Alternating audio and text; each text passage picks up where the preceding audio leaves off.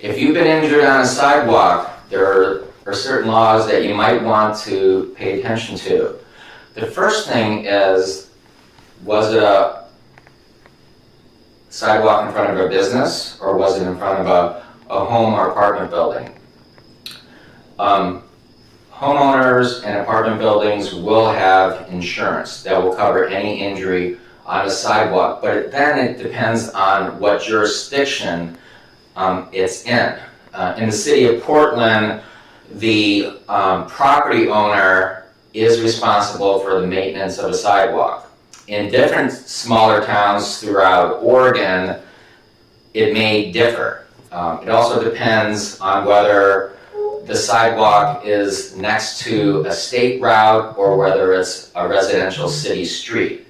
So in the city of Portland, the homeowner or owner of the apartment building will be responsible for any injury that occurs on the sidewalk. Of course, the first thing that has to be addressed is, was the sidewalk in a defective condition?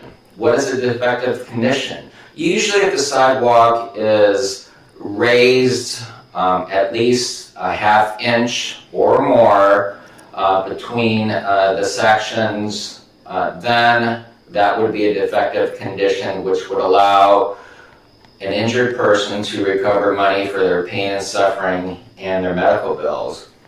One of the first things I do with a sidewalk injury claim is to see if there's been any reports of problems with the city.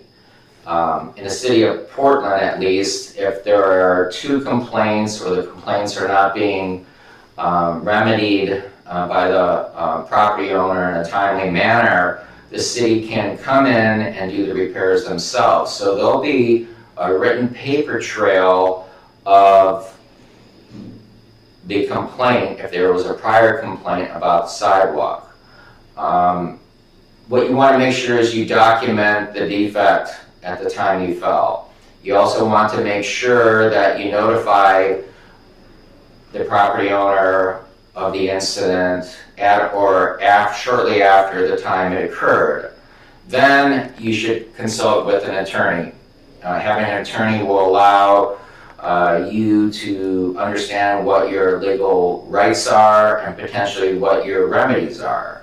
Sidewalk injuries can be very significant, broken bones, facial abrasions, contusions.